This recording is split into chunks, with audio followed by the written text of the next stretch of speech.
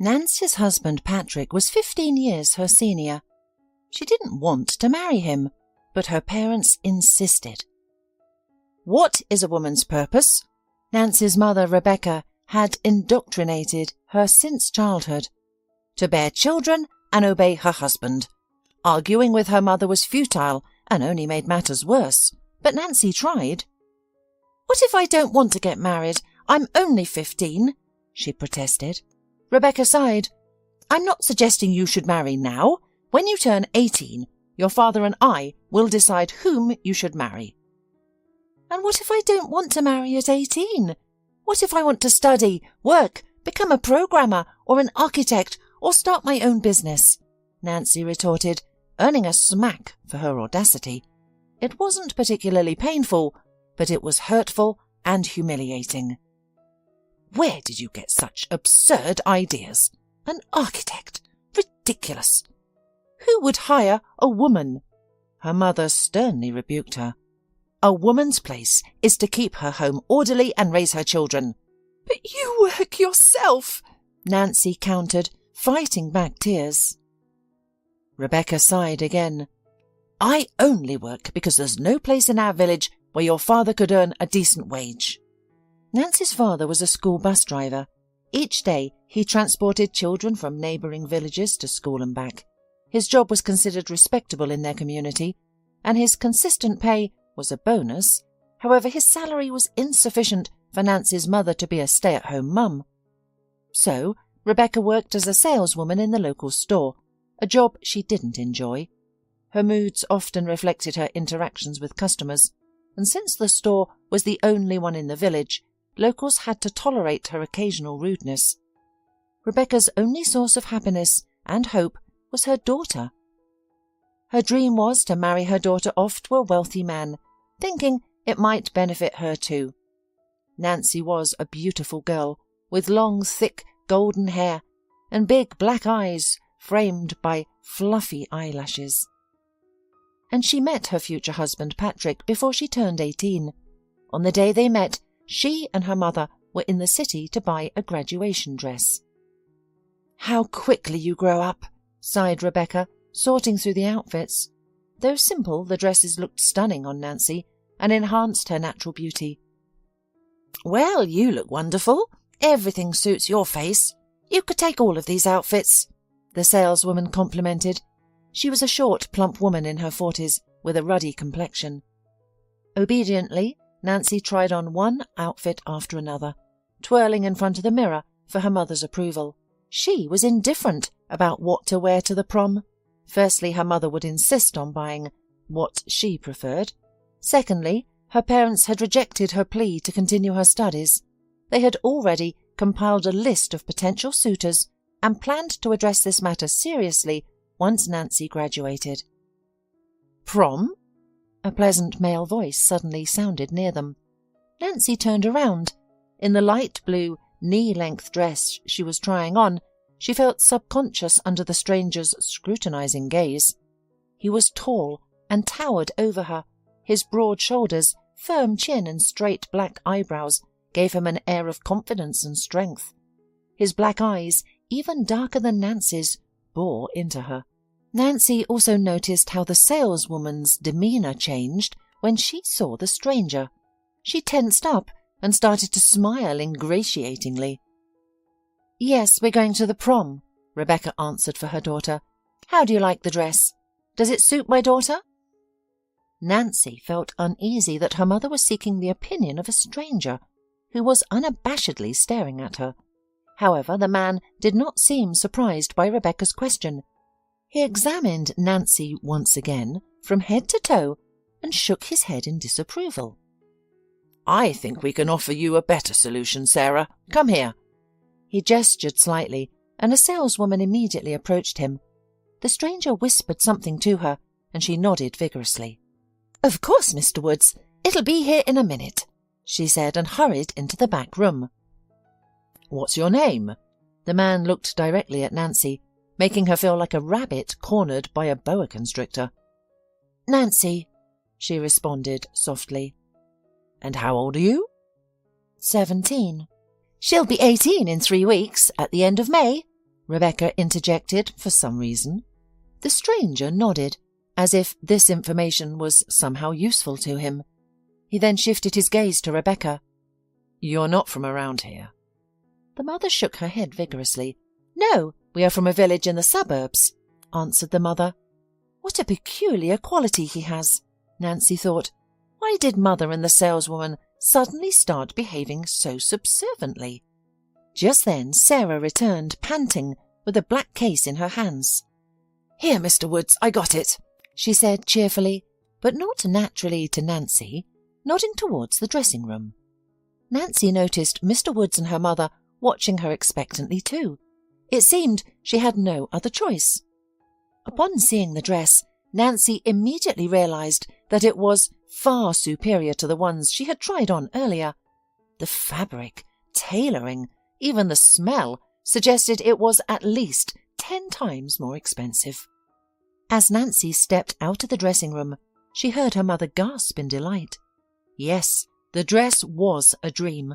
Made of smooth red silk, it fitted snugly and fell almost to the floor, flaring out like a blooming flower.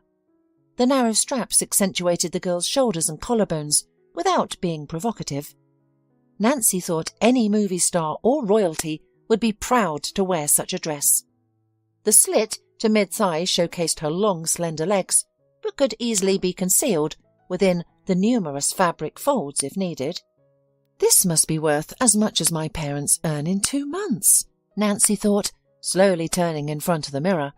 She was caught between admiration for her own beauty and youth, the realization that this dress was perfect for her, and an unexplainable fear. "How much is it?" Rebecca asked. She seemed to understand that this was not an ordinary dress. Sarah was about to answer, but Mr. Wood stopped her with a hand gesture. "It's a gift," he replied, "provided you invite me to the prom." "Oh, of course," Rebecca replied hastily, seemingly in disbelief. The man nodded, seemingly confident in her response. He then turned to the saleswoman. "Sarah, let's pick out some shoes." The saleswoman quickly produced a white rectangular box containing black sandals with a low heel and elegantly intertwined straps. Mr. Woods took the shoes from her and approached Nancy. "May I?" he asked, looking at her from head to toe. Nancy nodded, her head spinning. He squatted in front of her, maintaining an air of majesty and masculinity, and slowly replaced Nancy's old, worn ballet shoes with the black sandals. "What a beauty!" Rebecca exclaimed, mesmerized. "Of course, these are a gift too," Mr. Woods added. 15 minutes later, Nancy emerged from the store, clutching 2 large bags containing a dress and shoes. Her mother and Mr. Woods remained inside discussing the details of her upcoming graduation party. "I've just been sold," Nancy thought to herself. "I've really been sold." She was terrified that Mr. Woods might show up at their house soon, perhaps even before the graduation party, but fortunately he didn't. Nancy tried to convince herself that it was all just a bad dream, or at the very least, a gift from a stranger that she wouldn't owe anything for. But every time she looked at the dress hanging next to her bed, she realized that no one would give her such a gift without expecting something in return. Nancy had always looked forward to her graduation party, thinking it would be a turning point in her life. She had imagined that she would immediately become an adult, capable of making her own decisions. She dreamt of moving to the city, attending college, and not getting married as her parents wished. But now she realized that her dreams wouldn't come true. Her 18th birthday, which she had been eagerly anticipating, had transformed from a celebration into a sentence. When Nancy tried to discuss her feelings with her mother, she dismissed her concerns. "What's the big deal?" her mother replied, avoiding eye contact. "A nice man gave you an expensive gift, and all he wants in return is for you to attend your graduation. What's wrong with that?" "I think you want me to marry him," Nancy said bluntly. Maybe I do. What's wrong with that? He's handsome, respected, wealthy, and the only one truly deserving of you. Mum, Nancy cried out in despair, I don't even know him. Rebecca slammed her fist on the table. Enough with your hysteria, she shouted at her daughter. I didn't know your father when I married him either, and look at us. We've been together for years. You're such a beauty, yet you're being picky. Tears streamed down Nancy's face. I don't want to get married, she whispered desperately. Suddenly, Rebecca decided to change tactics. She gently embraced her daughter and awkwardly stroked her blonde hair. I'm not suggesting you rush to the registry office with him tomorrow, Rebecca said.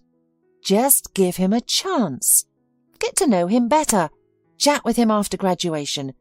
You might fall in love with him, and if he turns out to be a bad man, we won't let him have you. Nancy sobbed.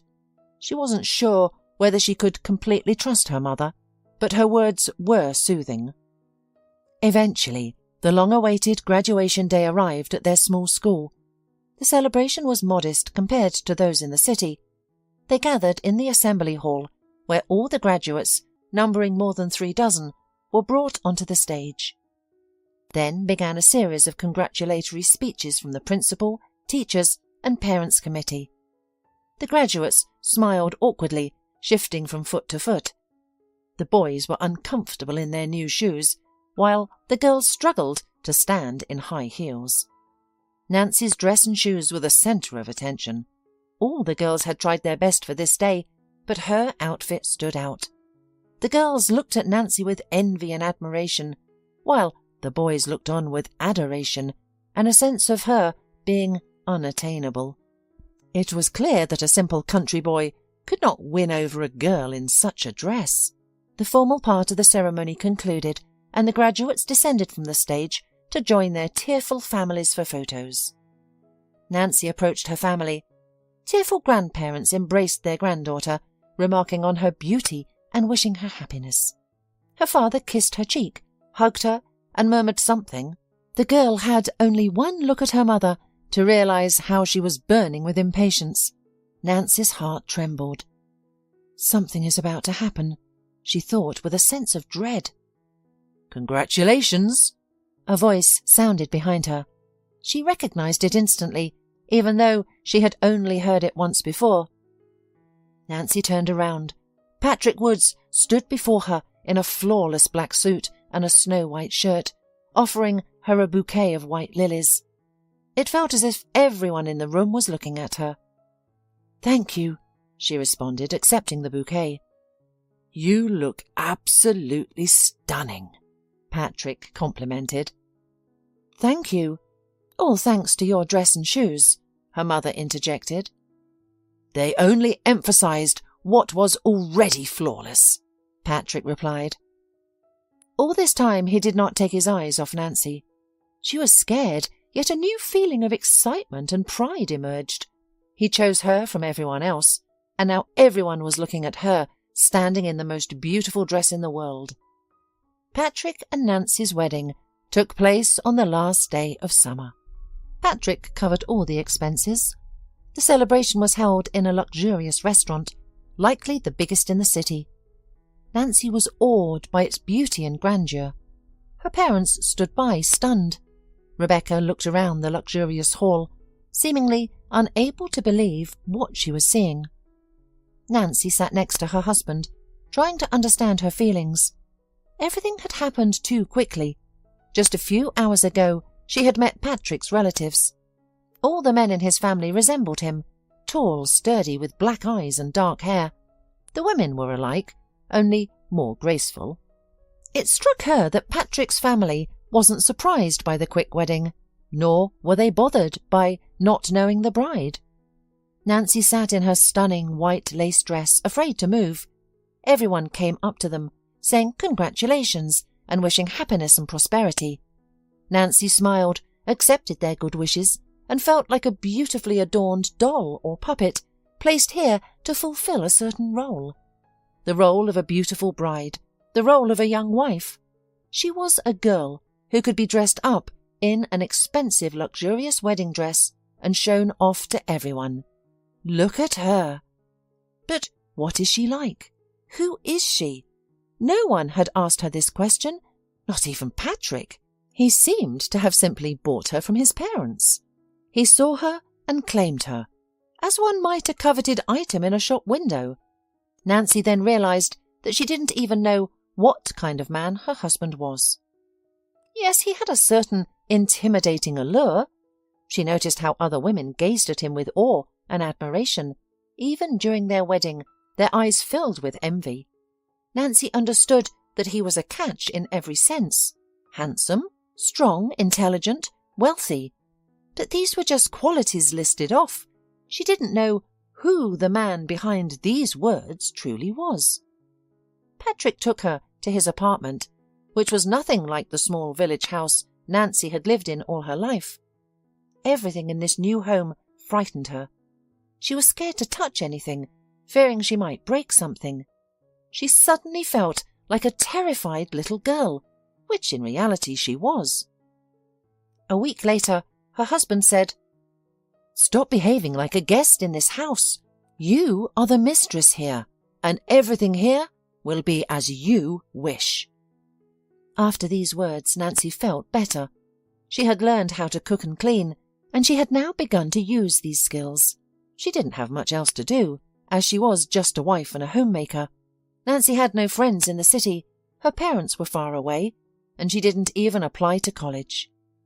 She once thought while standing near the stove and stirring a pot of borscht, "Is this really the life my mother imagined for me? Will my life only consist of this?" Days, weeks, and months passed, and nothing in Nancy's life changed. She settled more comfortably into the house and managed her duties as a homemaker and young wife more effectively. But she was very lonely, despite frequently having guests. Her husband Patrick's business associates, his parents, and his older brother Stupa. Her parents also visited every few months. Rebecca thoroughly enjoyed every minute spent in her son-in-law's apartment. She never tired of telling her husband, "Look at this beauty. Our daughter is so lucky." Nancy's father used to nod silently. Unlike her mother, he didn't express pleasure or dissatisfaction, but simply took everything as a given. Nancy also suspected that Patrick was giving her mother money, and likely a significant sum, as Rebecca left looking even happier than the day she had arrived to her daughter. At times, Nancy would wonder why Patrick had married her.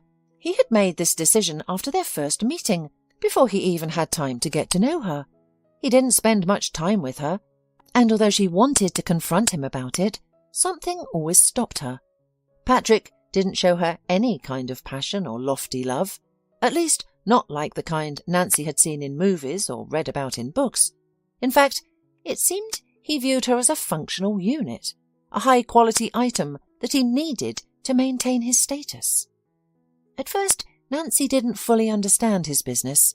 Later she realized that the shopping centre where they met was owned by Patrick, or rather, it had been owned by his father before he transferred it to his son.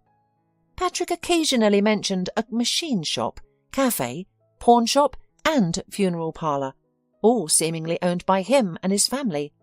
And being such a successful businessman, Patrick needed to live up to his status. He had a nice car, watch, shoes, phone, and now he got a wife who was young, beautiful, economical, and intelligent enough to accompany him to business meetings. 2 years after their wedding, Patrick announced, "We'll be moving to a new house soon." "A new house? Where?" Nancy asked, surprised. "Not far, in the next city. More specifically, outside of it," Patrick replied. "But why should we move?" "Why not? My business is expanding, and it'll be more convenient to manage it from there. And by the way, there shouldn't be any problem for you, since you're at home most of the time." "That's what I wanted to discuss with you," Nancy interjected. "Don't worry, you'll have plenty to do there. It's a large house that needs fixing up. Besides," Patrick added, hugging her and kissing her cheek. "It's time to think about having children." "But I'm only 20, Nancy countered. "So what? We've been married for 2 years already. My mum gave birth at 19. I don't even have an education." Patrick smiled. "And why do you need it?" "What do you mean?" The husband sighed. "Nancy, people get an education to get a job. You don't need to work." She looked embarrassed. "But that's now. Maybe later I'll want to work." Patrick laughed. He sat down on the sofa and drew his wife to him. "Sweetheart, what are you talking about? You've been living a dream for 2 years, a life that all women wish for.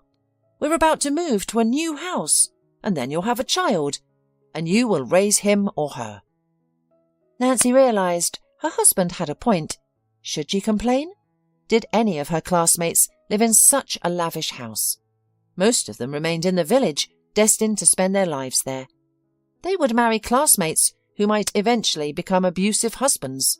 Those who managed to escape the village now live in dormitories, working tirelessly to support themselves in the city. They'll likely do that for the rest of their lives. "Of course you're right," replied Nancy, "but I'd like to do something else besides stay at home." "Don't I forbid you? Once we move, you can do whatever you want." "Okay," replied Nancy, suddenly realizing that she didn't know what she wanted to do. The issue was resolved after the couple moved to a new house. The neighbouring city was further than Nancy had anticipated, and the house was not in the city, but in a settlement an hour's drive away. Public transportation was almost impossible to use. Nancy didn't know how to drive, so when her husband was away, she was virtually confined to her new home. Besides, Nancy and Patrick seldom ventured into the city, only for occasional meetings with his partners. Nancy devoted all her spare time to organising the new house, with Patrick providing unlimited funds. "Order anything you want on the internet," he said. "They'll deliver everything." So Nancy spent her days choosing finishes, furniture, chandeliers, wallpaper, and so on. Although she knew little about it, she seemed to manage quite well. "You have excellent taste," Patrick told her once, seeing the results of her work. "Thank you." "Yes, the house is transformed," he said, approaching his wife and giving her a kiss. "You're a natural wife and hostess. All that's left is to become a mother." However, it took another 2 years before Nancy became pregnant. She couldn't believe her eyes when she saw the 2 stripes. It felt as if life split into before and after. She wouldn't be alone anymore. There would now be someone in the house who would always be with her, someone to lighten her loneliness, because Nancy felt very lonely. She had been married for 4 years, yet she still couldn't understand her husband. Especially lately, Patrick always seemed to be busy. Nancy understood that her husband's work was his top priority, but she yearned for him to spend time with her, which hardly happened. She hoped their child would fill this void. As for Patrick, he was thrilled when he found out about the pregnancy. "Finally," he exclaimed, "I'm going to have a son." Nancy chuckled. "What if it's a girl?" "No, it has to be a boy. My heir." However, they ended up having a daughter, Bonnie. Patrick was happy, but Nancy could tell that he would have been even more excited if he had a son. After Bonnie's birth, Patrick's life remained mostly unchanged. He still spent most of his time at work, while Nancy was left to care for their daughter, always worried she might do something wrong and feel utterly exhausted. Things became slightly easier when her parents came to stay for a few weeks.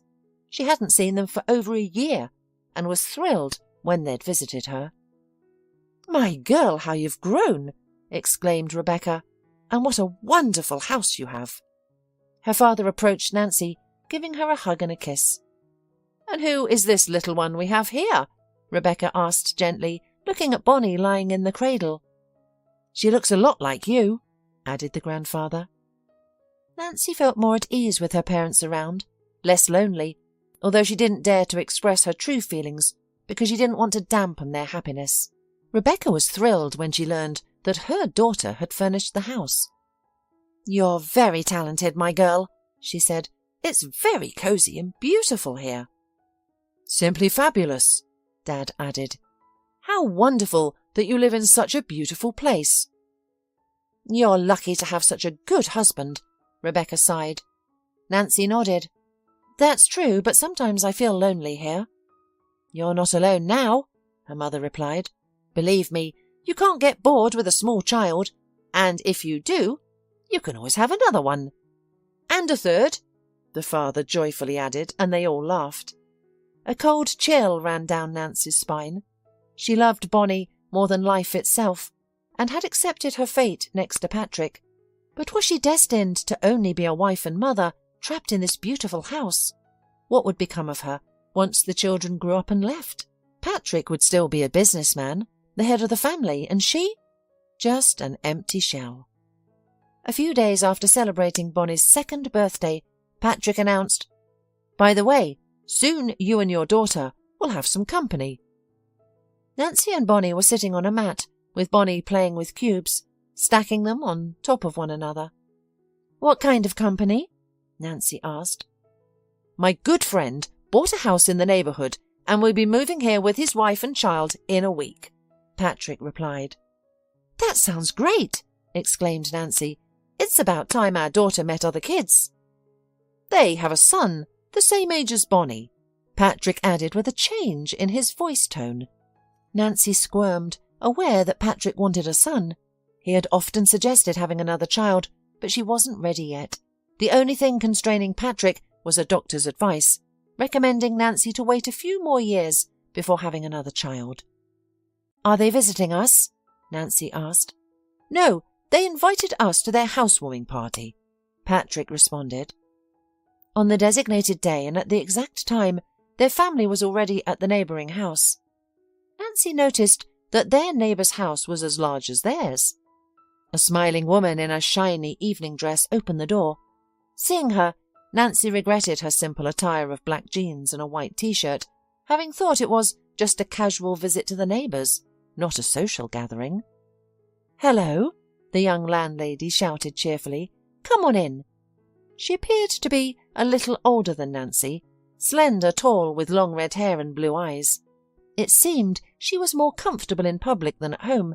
However, Nancy hoped they could still be friends. The house was large, spacious and luxuriously furnished, a little too much for Nancy's taste. "My husband will be here soon." Then she slapped her forehead with her palm. "I'm so absent-minded. I didn't even introduce myself. I'm Joyce." Nancy nodded and smiled. "Nancy, nice to meet you." "And this must be Bonnie." "Yes," Nancy replied. "My son Tony is over there." Joyce pointed towards the back of the room. Nancy brought Bonnie to the boy and made sure that they got along, looked at each other with smiles. At that moment, Joyce's husband Brian entered the living room. One look at him was enough for Nancy to realise that Brian was similar to her husband. Although he didn't resemble Patrick physically, except for being tall, he had the same determined and firm look. However, he also had something hard, cold and strong about him. I wonder if Joyce also doesn't know him, just as I don't know Patrick, Nancy suddenly thought. Or do they have a real family with a warm and trusting relationship? "Is everyone here?" Brian cheerfully asked. "Then let's go to the table." When dinner was nearly finished, Nancy said, "Everything is delicious. You're a great cook." Joyce laughed. "Thank you, but it wasn't me. We hired a chef today." "Oh," was all Nancy could say. "Very convenient." The idea would never have occurred to her. She was used to doing everything herself, even when she was exhausted. Joyce, on the other hand, didn't seem to like difficulties. The men stood up from the table. "We're going to have a smoke and discuss business in the study," said Brian. "You girls have fun." Joyce gave him a dazzling smile. "Don't worry about us." When the men left, Joyce filled 2 glasses with pink champagne, almost to the brim.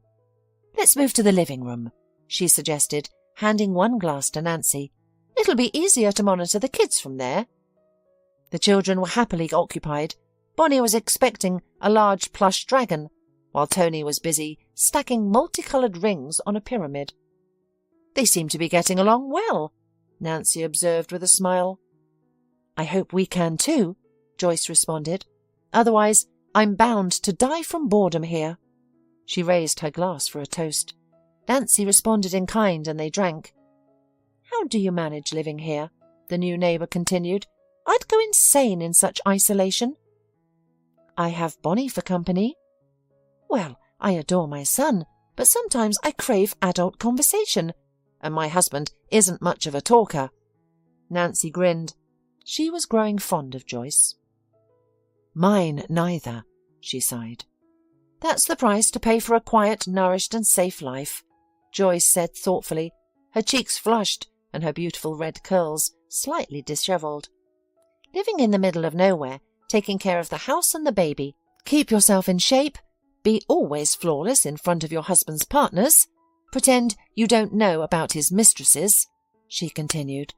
"All this just to avoid working for mere pennies like my peers, and to be able to afford beautiful clothes and expensive cosmetics." She laughed nervously, and Tony looked at his mother in surprise.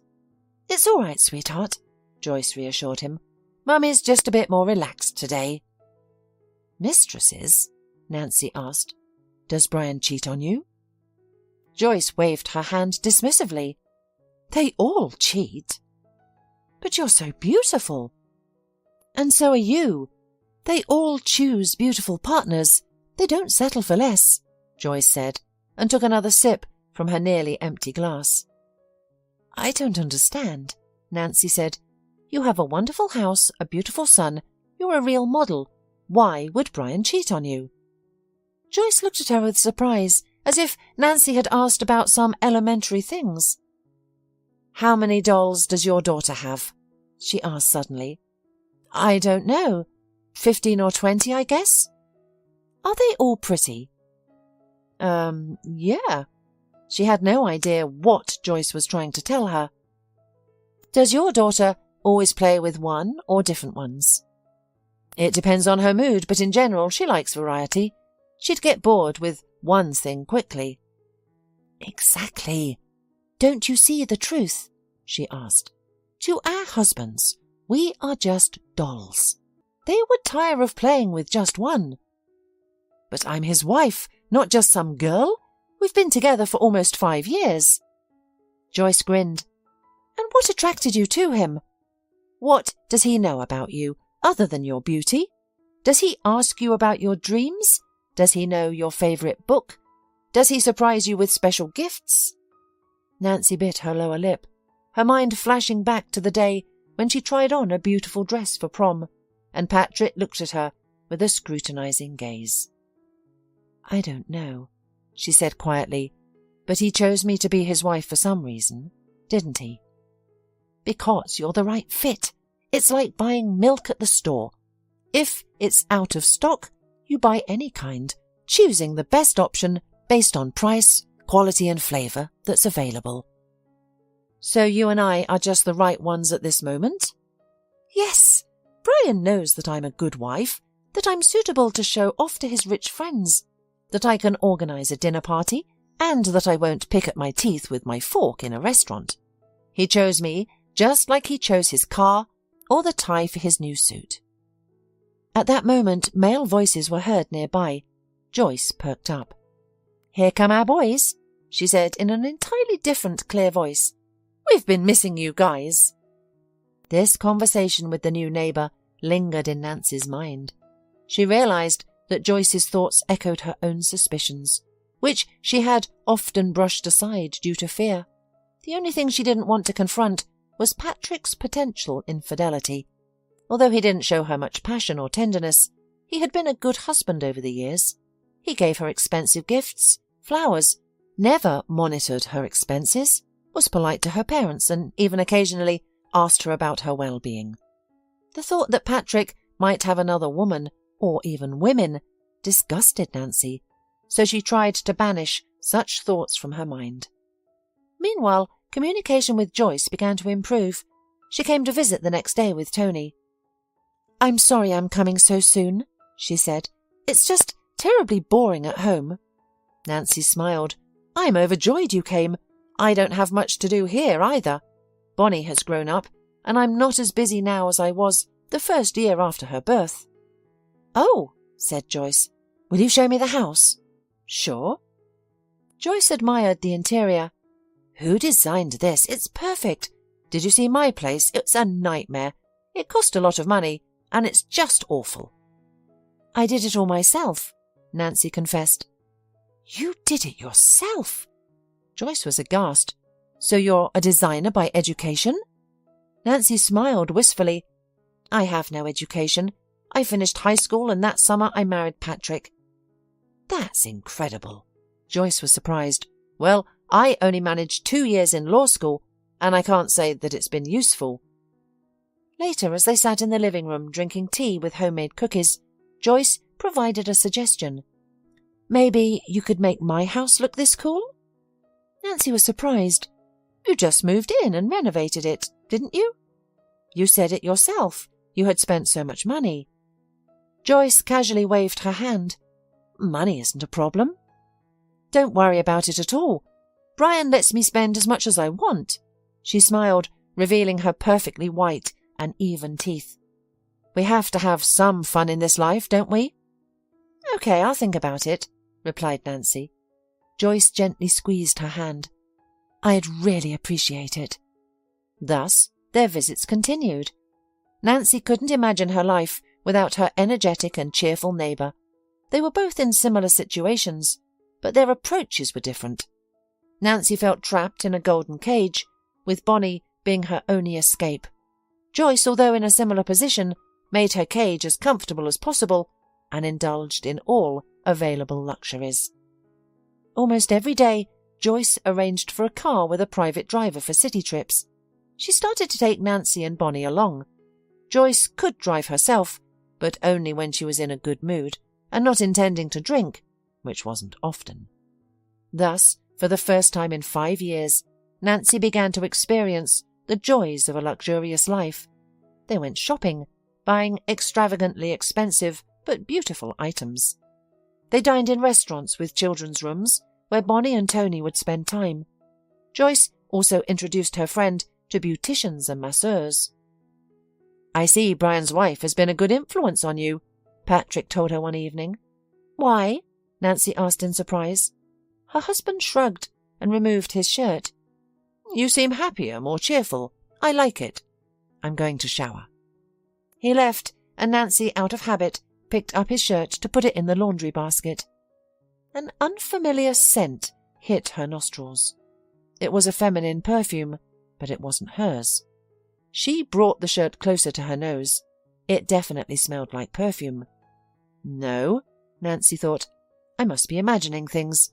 I shouldn't have sampled so many perfumes at the mall today. Some of the scent must have lingered in my nostrils." She quickly tossed the shirt into the washing machine and started it. This incident was the first time Nancy sensed something was off.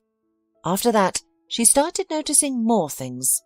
The faint smell of wine on her husband when he returned late from meeting friends, even though she knew Patrick only drank whiskey with them. The perfume scent she had once detected was appearing more frequently and couldn't be explained by her visits to the mall. A few times she noticed long dark hairs on his jacket, but most significantly, she sensed a change in Patrick's behaviour towards her. He had never been affectionate, but now he seemed even more distant. They barely spoke, despite not being in conflict. Sometimes Nancy felt as if he had stopped noticing her, like one might overlook a broken TV gathering dust in a corner. One evening, Patrick was late to work again. She had already put her daughter to bed and went to bed herself, but sleep did not come. "We need to talk," thought Nancy, "because I can't go on like this." However, the prospect of such a conversation didn't please her either. None of the options seemed to promise a good evening. "Perhaps Patrick will deny it, saying that I'm imagining things, then everything will remain the same, except that I will continue to doubt him. Or he'll confess, which is even worse. Then I either endure his cheating for the rest of my life or get a divorce. And where will I go with a little daughter? To my parents in the country? I don't think they would be happy about that. And I, without an education, can hardly find any work to support myself and Bonnie. Is pretending that nothing is happening, like my friend does, the only option left? Nancy tossed and turned, unable to sleep. She got up and decided to work on the sketches for Joyce and Brian's new house interior, but her notebook with the ideas was left downstairs in the living room. Upon going downstairs, Nancy noticed the light on in her husband's study. Judging by the voices coming from over there, he wasn't alone. She quietly approached the door. "Are you sure?" a familiar male voice asked. It was Brian. "Yes," her spouse replied. "It will be a boy." "Wow, congratulations." There was a chinking sound like glasses toasting. Nancy decided not to go in and stopped outside the slightly ajar door. "And what are you going to do with Nancy? Divorce?" Brian asked. "Divorce might be a problem. When I married her, I foolishly forgot to draw up a prenup," her husband admitted. "Oh, boy." "Yeah, now she can take half of my property, especially with a small child. You know, the court always sides with the mother in these cases." "Do you think she'll sue? She's a simple rustic woman," Brian asked. "Do not underestimate her. After so many years with her, I still don't know what's going on inside her head." "Just like I didn't understand what's inside of you," thought Nancy. "Then you only have one way out," said Brian thoughtfully. "What do you mean?" His interlocutor didn't understand. "Well, think about it yourself.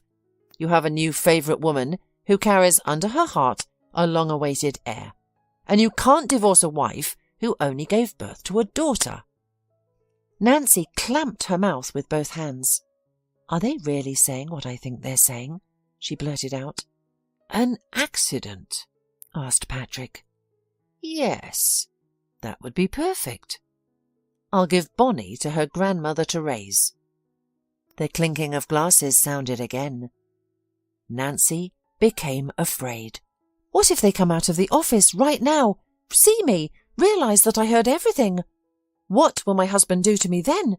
Kill me on the spot while our daughter sleeps upstairs? "Listen, why don't we go to my place?" Brian's voice suddenly sounded. "My partner brought me such a whiskey the other day. There are probably only 10 bottles of it left in the world."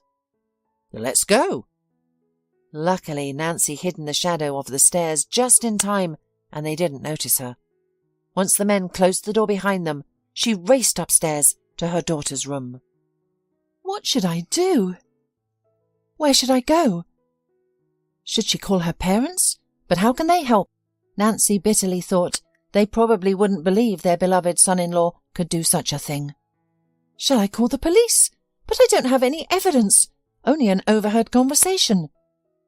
Shall I call Joyce? She's probably asleep by now. But can she help me? What if Brian threatened her too? I need to run. Get out of here as quickly as possible. How much time do I have while Patrick and Brian drink their whiskey and plan? An hour or two? Once they finish their drinks, Patrick will have made his decision, and I won't have time to think. If I'm going to run away, it has to be now. There was no time to think. Nancy quickly changed into a t-shirt, jeans, sneakers and a jacket. The weather was warm, but it was best to dress more securely. She packed the necessary clothes for herself and her daughter into her backpack, along with the jewellery her husband had given her, and some cash. Unfortunately, it wasn't much. She didn't take her cards or her phone, knowing Patrick could track them. The most challenging part was getting Bonnie out of bed and dressed. "Mummy?" the girl asked sleepily.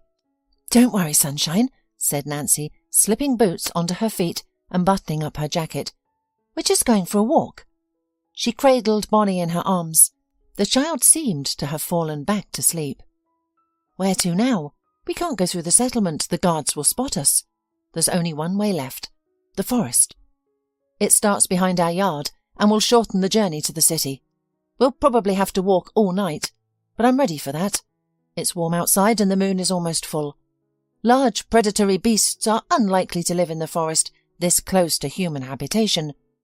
At least it's better than staying at home with a man who casually discusses my death over a glass of whiskey. Joyce was right. We are just accessories to our husbands. Things. The suitable things.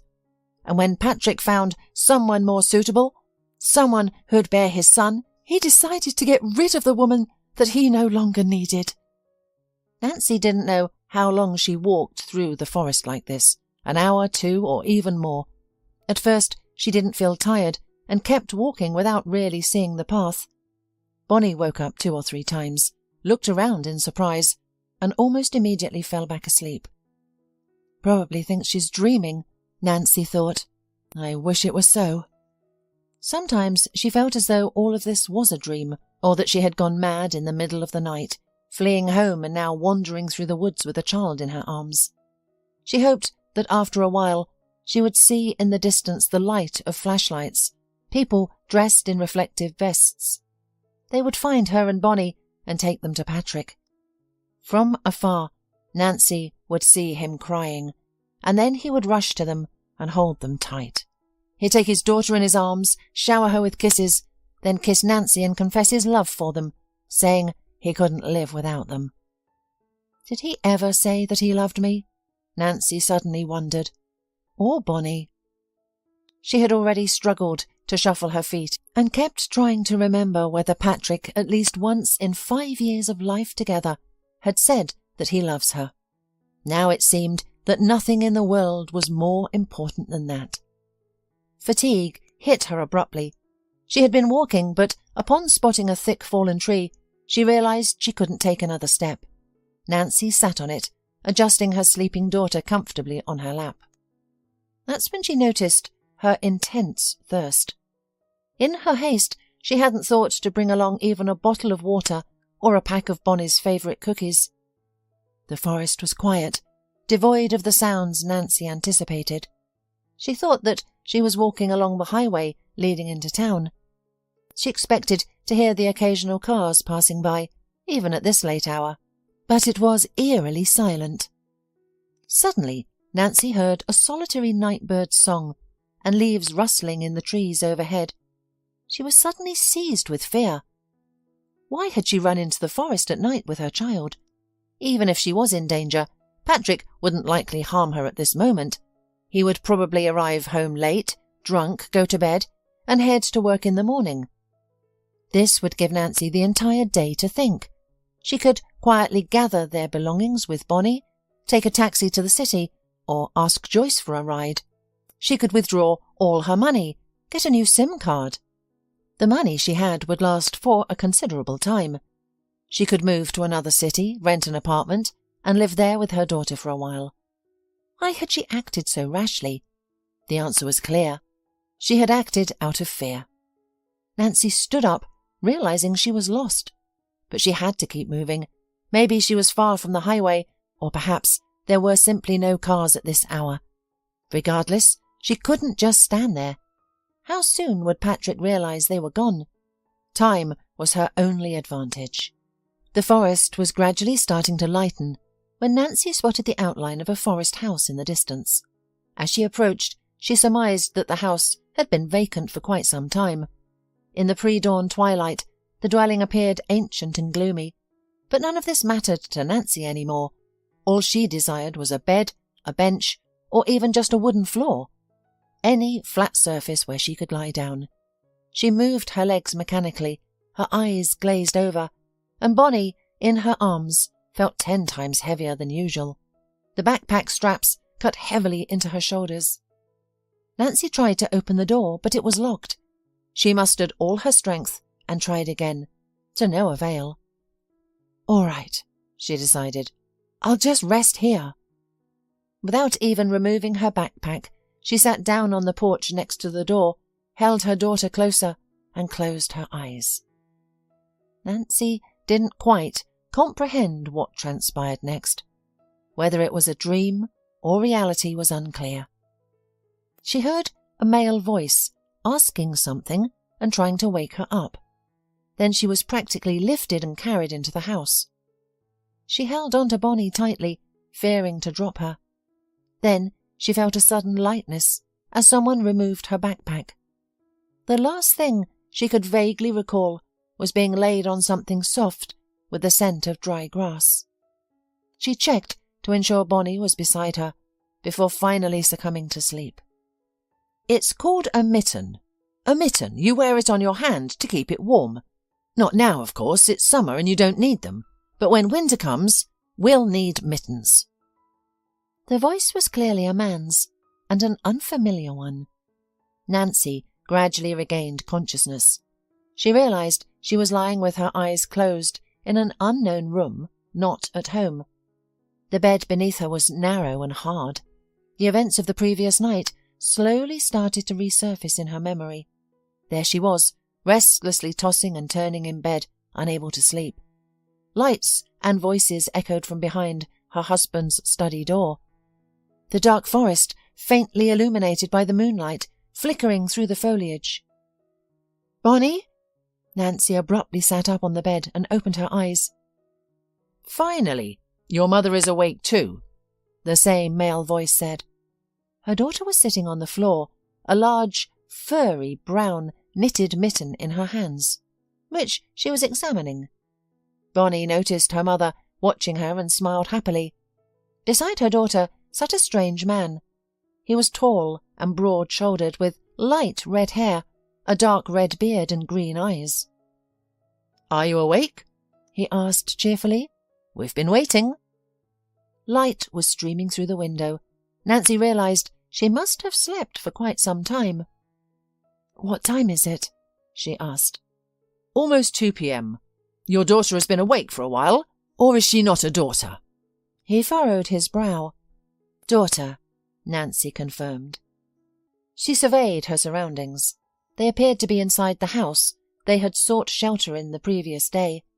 The walls were made of wooden logs, the furniture was simple, and the entire space was a single room. To the left of the front door were nails on which various large, dark jackets hung. It was apparent these belonged to the stranger. Nancy spotted her jacket and her daughter's among them too.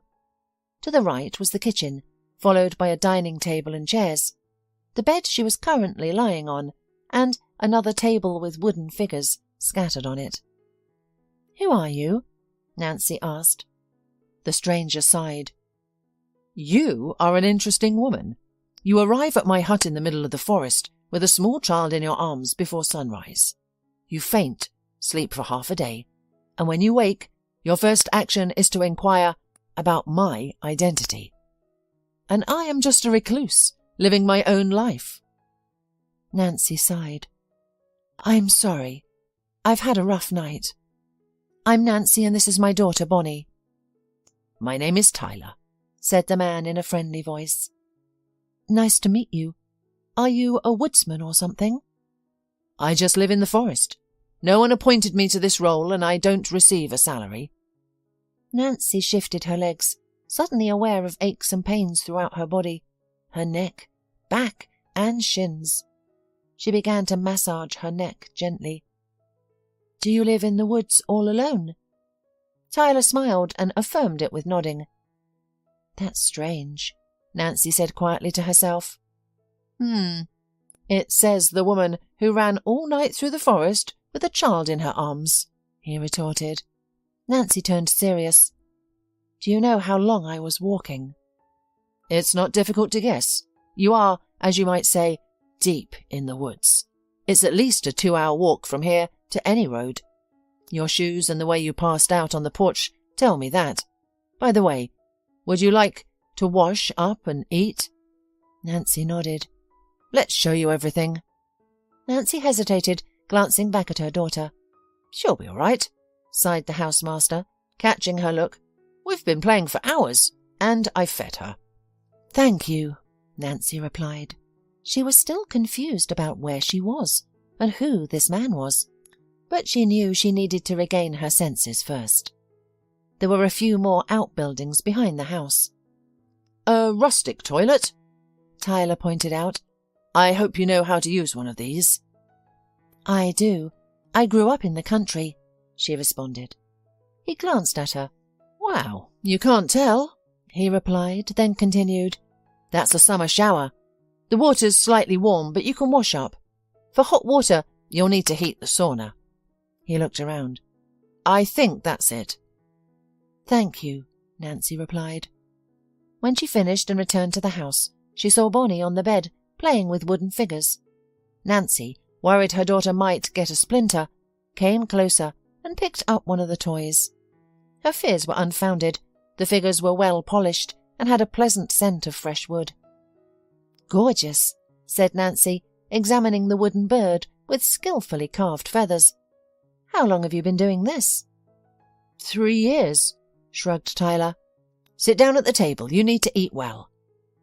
Once Nancy ensured her daughter was securely seated and unlikely to fall, she joined Tyler at the table. He served her a large bowl of soup that emitted an appetizing aroma. It appeared to be a mushroom soup with chicken and noodles. "I can't eat that much," she protested. Tyler grinned. "It only seems so. You just start." He placed a wicker bread box on the table, filled with flatbread. "Is that homemade too?" Nancy asked. "Everything here is homemade," the house owner replied somewhat indignantly. He was right. Nancy finished the soup and the flatbread. "More?" he asked. She shook her head, leaning back in her chair. It was just food, but she felt calm for the first time since last night, as if a knot inside her had finally been untied. "Thank you, Tyler," she said, looking the man in the eye. "I don't know what led me to your house, but I do know that without you, we wouldn't have survived." "Oh, come on. Who wouldn't help in a situation like this? You should tell me from whom you were running from.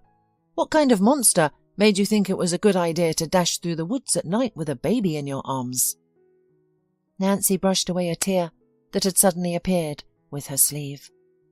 "My husband." Usually, Nancy was not known for being overly trusting, but now she herself didn't know what was wrong. Whether it was the stress taking a toll, she was just too tired to keep everything bottled up, or the man with kind green eyes sitting across from her inspired such immense trust. She had told him everything, her life story, especially in detail, from the moment of the first meeting with Patrick to the moment she fainted on the porch of his forest house.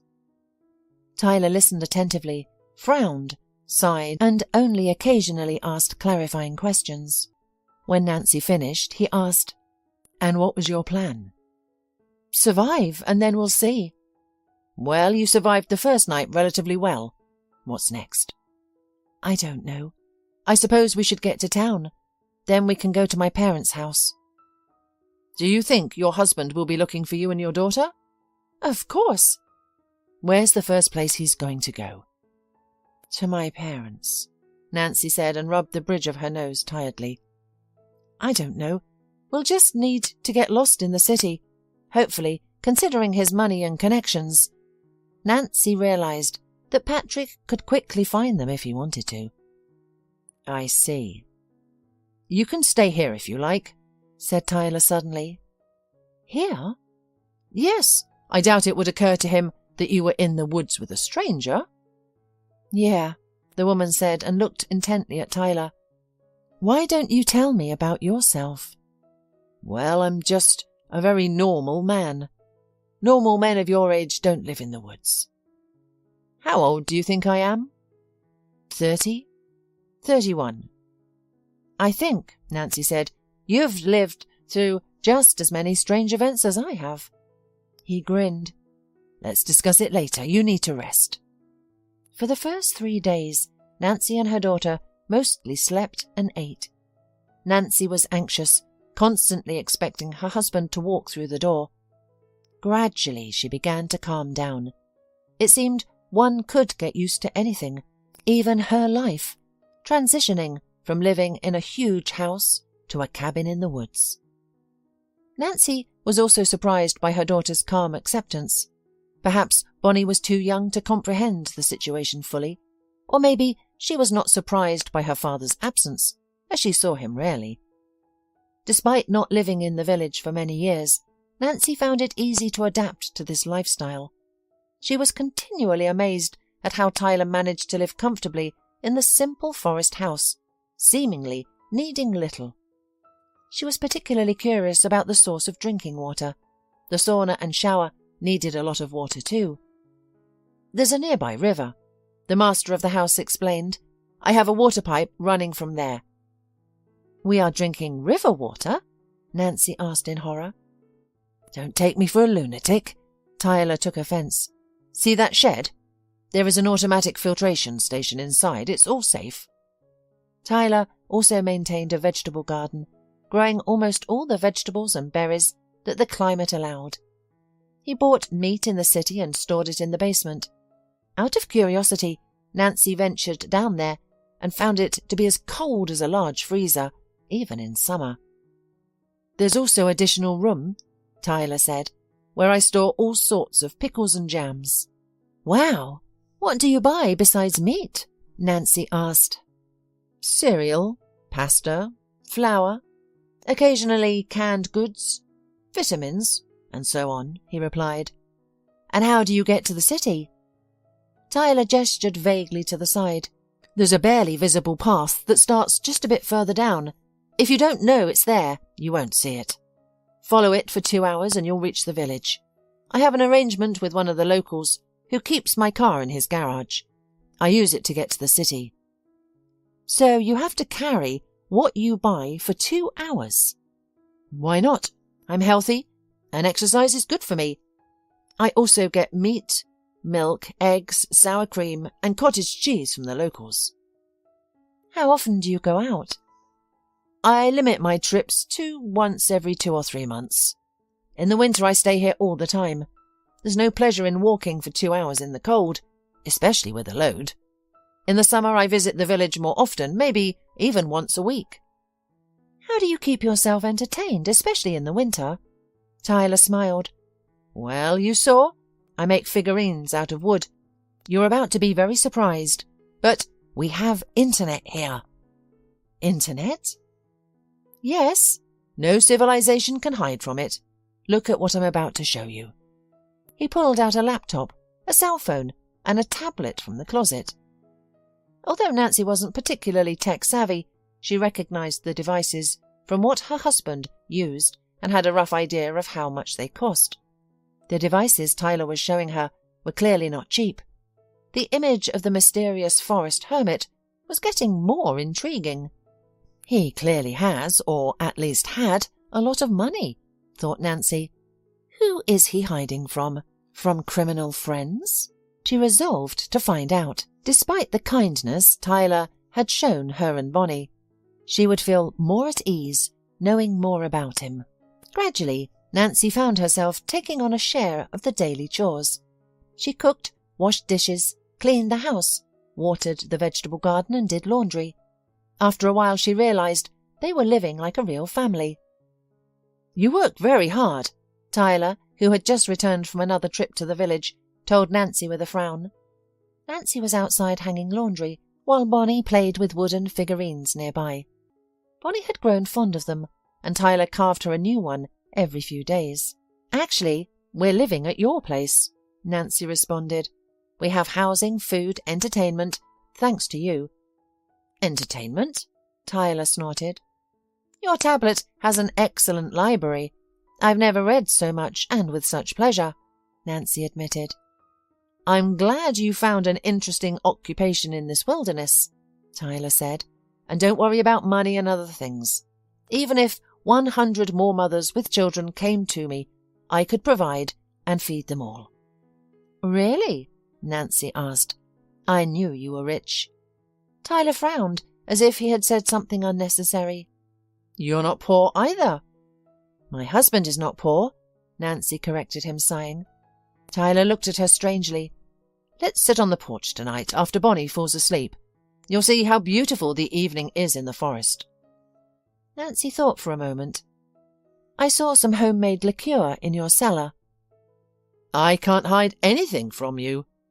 Nancy wasn't a fan of drinking, but she decided that the liqueur would be her ally today, helping her get Tyler to open up. In the evening, once Bonnie was asleep, they quietly slipped outside and sat on the porch, staring silently into the distance. Initially, Nancy couldn't make sense of anything. Then she began to notice the fading colours of the day, the shifting shadows, and the gradual silencing of the daytime sounds of birds and insects. She became aware of the night sounds growing more audible. "It's beautiful," Nancy remarked quietly. "Yes," Tyler replied in an equally soft tone. "I've seen it countless times, but I never tire of it." Nancy smiled, stealing a glance at him. At first he had seemed strange to her, an unkempt, towering, burly forester with a thick red beard and a grim sense of humour. But the more they interacted, the more she realised how deep and sensitive Tyler was. He seemed well-educated and clearly knew more than he let on. Nancy took out the glasses she had brought from the kitchen and poured a little bit of pear liqueur into each. A fruity aroma filled the air. "To our strange acquaintance," said Nancy, holding out a glass to Tyler. He smiled, took the glass and clinked it lightly with Nancy's.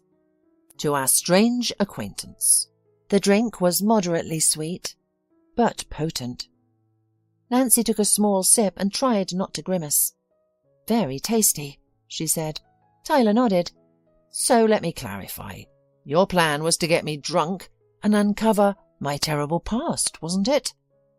"Yes," Nancy admitted with a shy smile. "Fine, I'll tell you." "I'd appreciate it." Tyler sighed and ruffled his hair. How does he cut his hair? Nancy suddenly wondered. Does he go to the city or do it himself? "You guessed right," Tyler began. "I come from a wealthy family." Nancy smiled. "A very wealthy family," he added, grimacing, as if the fact were unpleasant. "And I'm not from around here.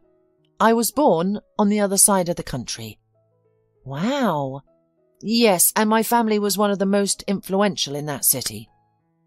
"Is that related to crime?" "You guess well." "Well, that would explain a lot." The man sighed. "Long story short, yes. My father is a serious criminal mastermind, and a few other close relatives are too. Uncles, cousins, you name it." "Have you always known about this?" Nancy asked. "Not exactly," he replied. "When I was young, my mum would tell me, and my brother, that my dad was just away on business." "Wait, you have a brother? Older or younger?" "I had a brother. He was older than me, but only by an hour. We are twins." Nancy frowned but didn't say anything. He continued. "As teenagers, we began to understand our family's business, what our father, uncles, and older cousins were involved in. I was horrified, but my brother enjoyed it. In a way, I was fortunate. Since he was technically older, my father saw my brother as his successor. I wasn't initially attracted to the family business. When we came of age, my father began to teach us his business.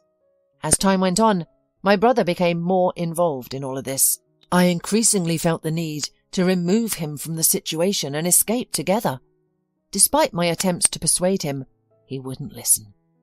He spoke of the inevitability of evil, and that we had to keep control, and that if we didn't, others would come along who would be worse.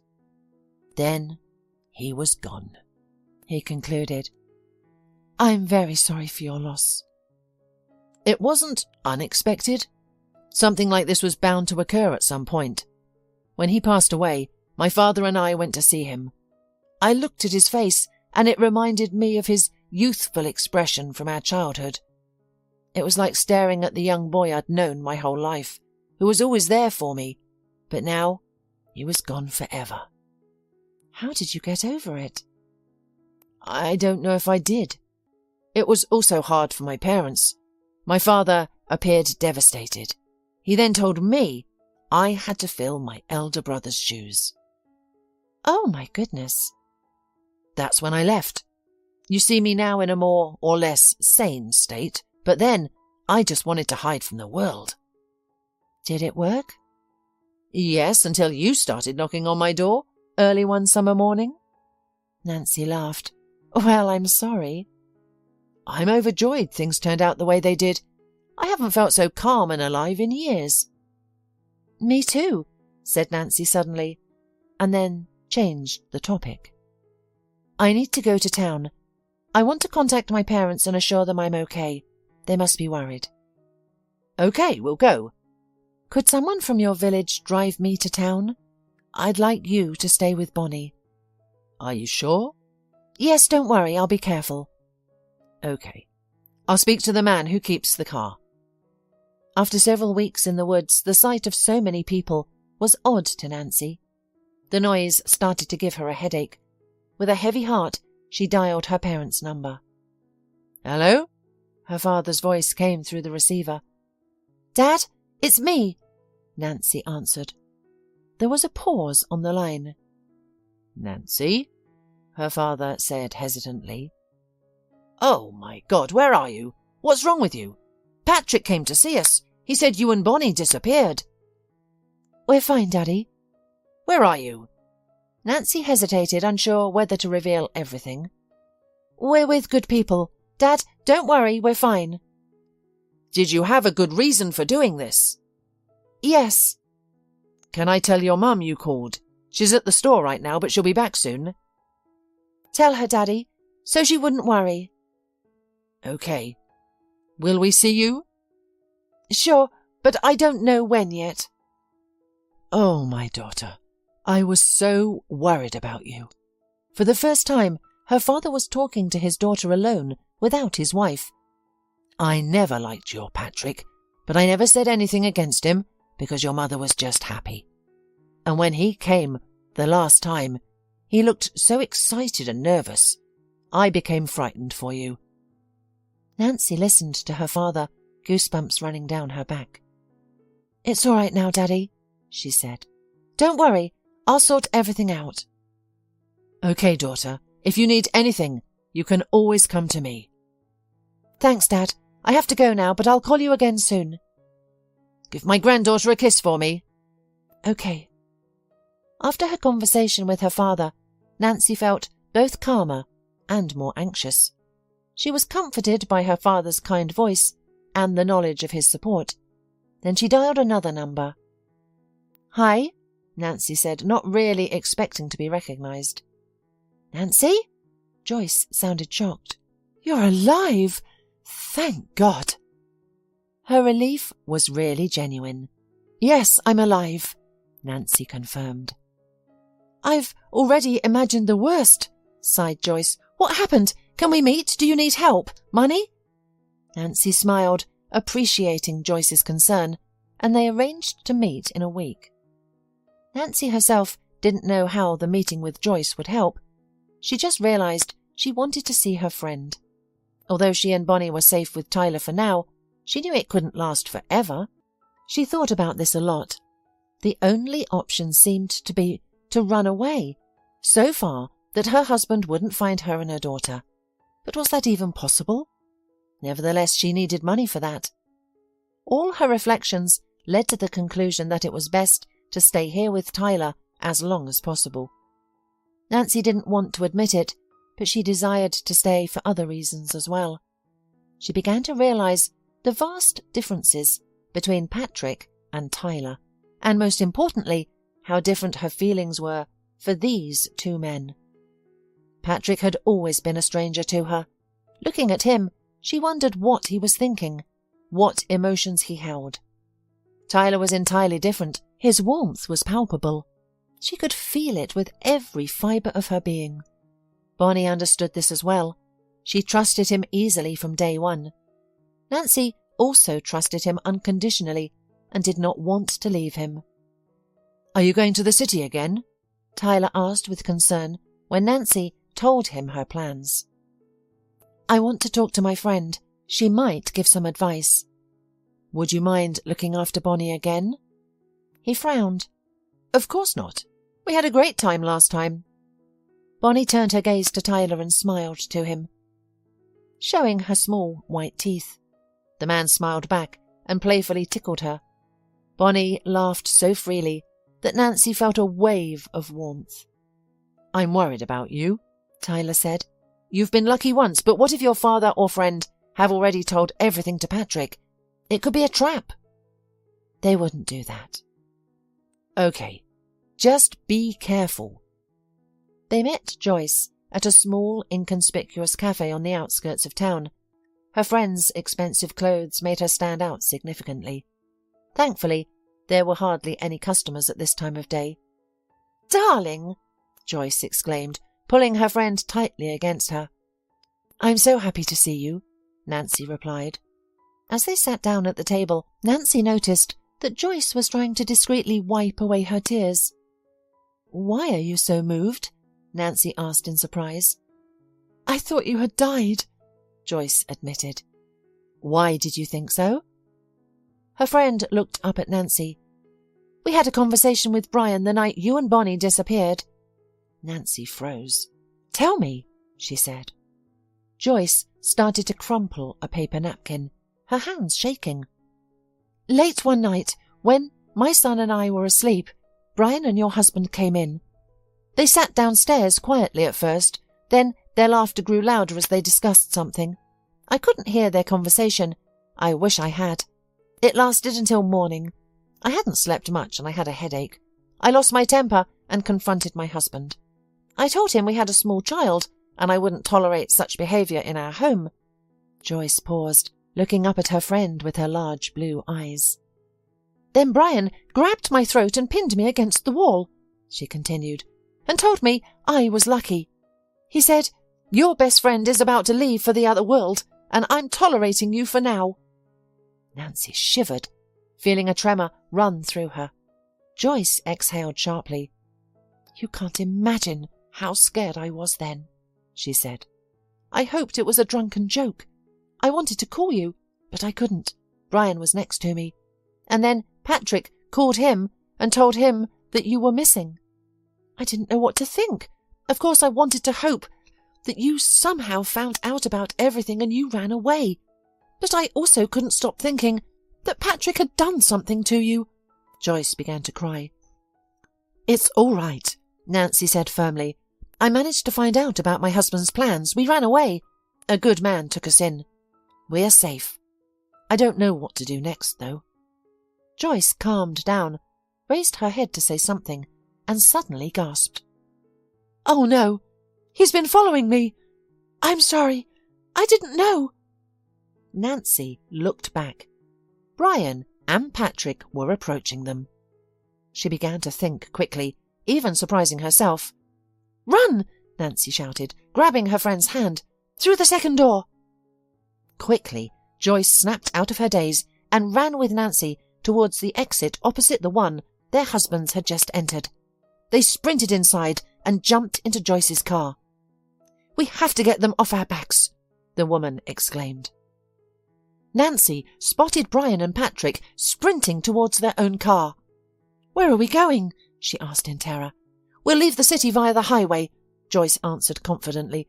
"Then we'll lose them and figure out our next steps. We just need to buy some time." They drove surprisingly fast, but Nancy noticed they were being followed by a car driven by Brian. "Brian seldom drives himself," Joyce noted, "and I've taken extreme driving courses before. We can outrun them."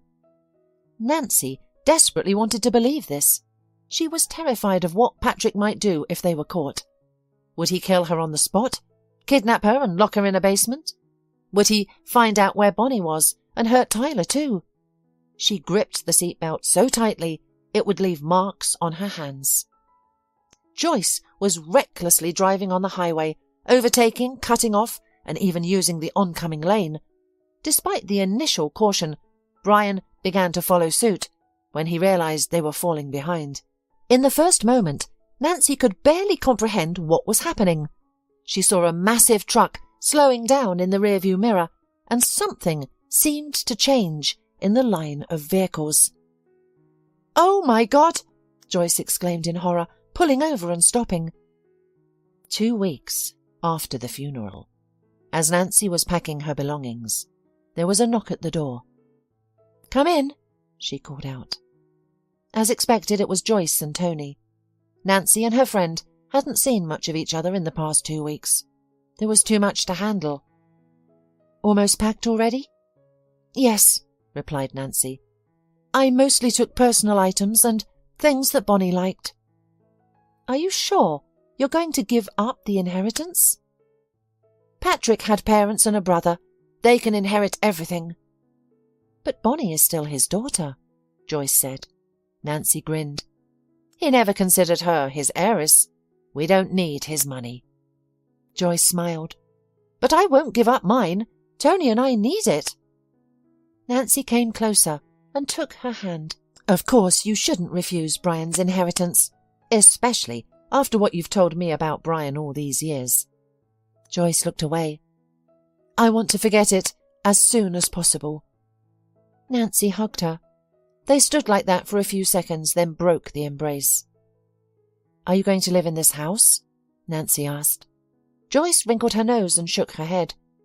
I grew to hate it during the short time I lived here. I'm now looking for a suitable apartment in the city. Once my son and I move in, I'll put this house on the market. Although, with the expensive, gaudy finish, it's unlikely to sell quickly. Nancy laughed. Promise me you'll become an interior designer, Joyce said. You have a talent for it, and someday you'll furnish my new house. You'll have to wait a long time. I'm in no hurry.